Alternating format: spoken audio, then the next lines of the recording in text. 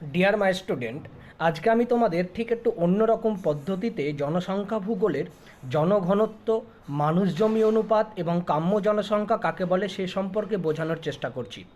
প্রথমে লক্ষ্য করে দেখো, আমি যে এখানে বইটা রেখেছি, সেই বইটা হচ্ছে কোনো একটা দেশ বা কোনো একটা দেশের আয়তন, বা মনে করো আমাদের দেশ বা ভারতবর্ষ।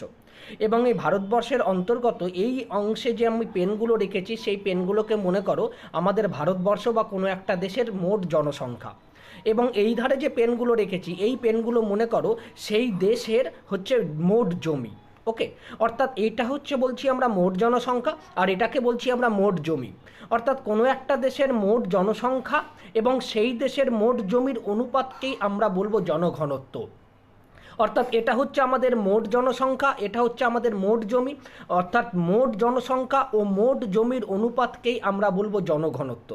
লক্ষ্য করে দেখবে, এখানে যে মোট জমি আছে, সেই জমির ক্ষেত্রে এই পেনগুলোকে যে আমরা জমি বলছি, এই পেনগুলোর কোনো কোনো পেনে লেখা পড়ে, কোনো কোনো পেনে লেখা পড়ে না। অর্থাৎ জনঘনত্ব যখন আমরা নির্ণয় করব, তখন এই পেনগুলোকে যে আমরা মোট জমি বলছি, সেই মোট জমি দুটো ভাগে বিভক্ত হতে পারে। একটা হচ্ছে কার্যকর জমি, অর্থাৎ যে পেনগুলোতে লেখা পড়ে, আর একটা হচ্ছে অকার্যকর জমি, অর্থাৎ যে পেনগুলোতে লেখা পড়ে না। আমরা যখন জনঘনত্ব নির্ণয় করব, তখন আমরা মোট জনসংখ্যা, আমরা তখন মোট জমিকে নির্ণয় করব, অর্থাৎ মোট পেনগুলোকে নির্ণয় করব, সেই পেনগুলোতে লেখা পড়ুক আর না পড়ুক। অর্থাৎ আমরা এখানে পরিমাণগত অর্থাৎ কোয়ান্টিটিকে নির্ধারণ করব। অর্থাৎ এখানে মোট জনসংখ্যা যা আছে থাকবে, আর এখানে মোট জমি বা পেন যা আছে তাই থাকবে। সেখানে ভালো জমি থাকতে পারে, বা লেখা যুক্ত পেন থাকতে পারে, বা খারাপ জমি থাকতে পারে, বা লেখাহীন পেন থাকতে পারে। অর্থাৎ মোট জনসংখ্যা আর মোট জমির যে অনুপাত, তাকে আমরা কি বলবো? জনঘনত্ব। এই সাপেক্ষে ভারতবর্ষের জনঘনত্ব হচ্ছে 382 জন প্রতি বর্গ কিমি। এখন দেখা যাচ্ছে, এবার আমি ম্যান ল্যান্ড রেশিও বা মানুষ জমি অনুপাতকে বোঝানোর চেষ্টা করছি। মানুষ জমি অনুপাত আর জনঘনত্ব ঠিক একটু অন্যরকমভাবে একটু পার্থক্য লক্ষ্য করা যাচ্ছে। এখানে যে মোট জনসংখ্যা আছে, মানুষ জমি অনুপাতের ক্ষেত্রে জনঘনত্বের ক্ষেত্রে যে মোট জনসংখ্যা আছে, আমরা মানুষ জমি অনুপাতের ক্ষেত্রে সেই জনসংখ্যাটাকেই রেখে দিলাম।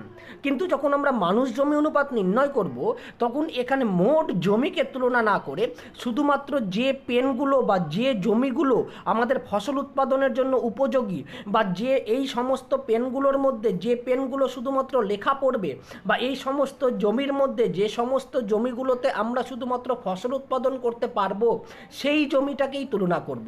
অর্থাৎ মোট জনসংখ্যা আর কার্যকর যে, তাহলে দেখো, এবার এখানে যে আমি মানুষ জমি অনুপাতের ব্যাপারটা বলছি, তাহলে এখানে যে মোট যে জনসংখ্যা আছে, সেই মোট জনসংখ্যা ক্ষেত্রে থেকে গেল।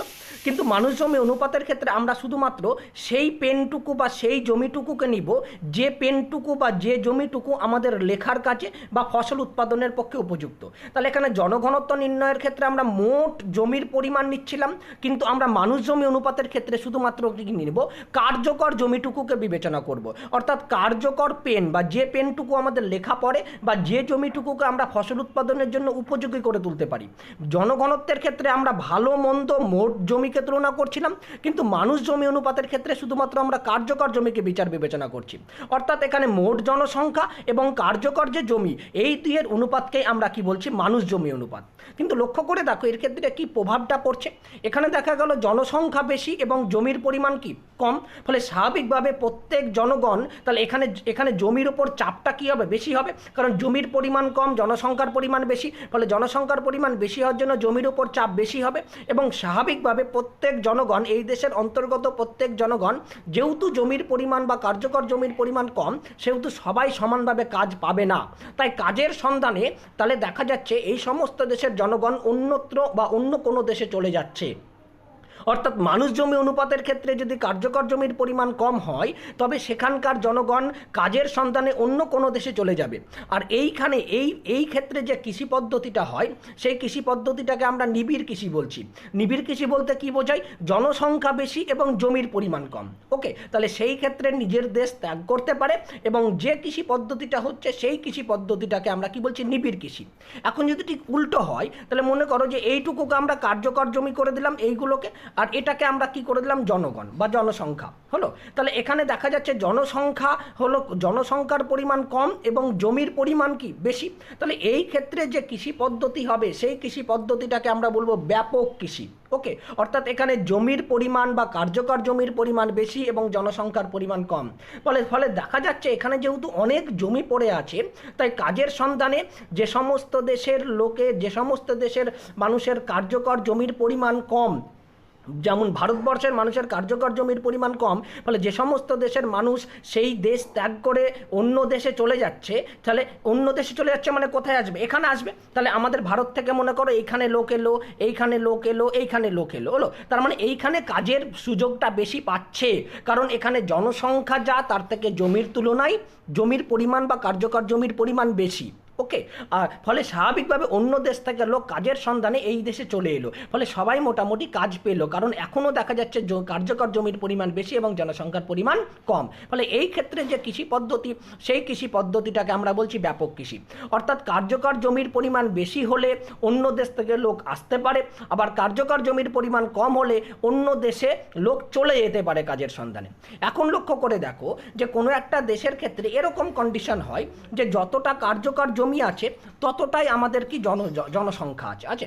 অর্থাৎ দেখা যাচ্ছে যতটা জনসংখ্যা আছে ততটাই কার্যকর জমি। তাহলে এখানে এই মানুষটা এই জমিটা পেল, এই মানুষটা এই জমিটা পেল, আর এই মানুষটা এই জমিটা পেল, তাহলে সবাই সমানভাবে জমির পরিমাণ পেল, ফলে সবাই সমানভাবে ফসল উৎপাদন করতে পারলো, ফলে সেই দেশের অর্থনৈতিক উন্নয়ন সব থেকে বেশি হলো। কেউ বড় লোকও থাকলো না, কেউ গরিব লোকও থাকলো না, একটা ইউনিফর্মিটি থাকলো, সবাই সমানভাবে অর্থনৈতিক উৎপাদনের ক্ষেত্রে পারদর্শী হলো।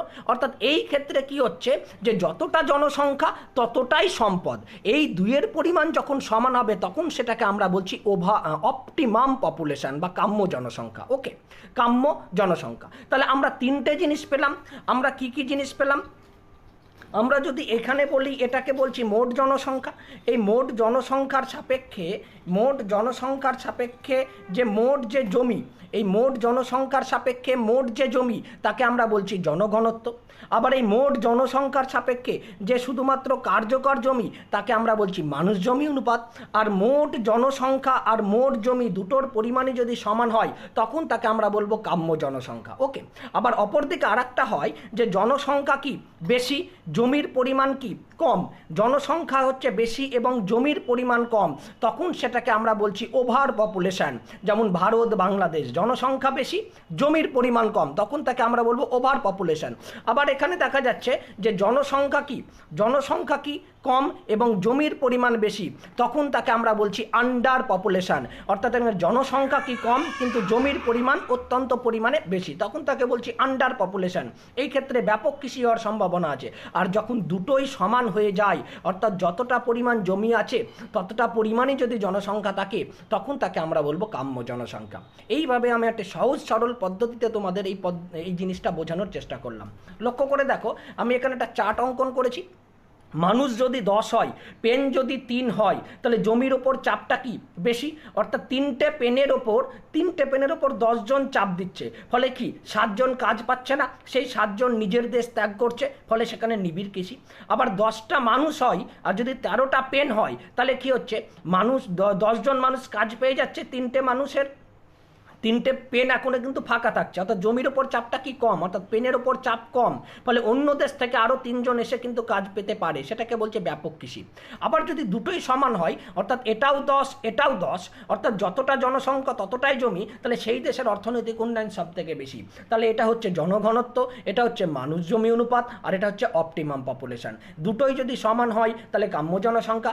এটা কম, মানুষ কম, পেন বেশি, সেটা হচ্ছে আন্ডার পপুলেশন। এখানে মানুষ বেশি, পেন কম, এটা হচ্ছে over population. Okay, thank you.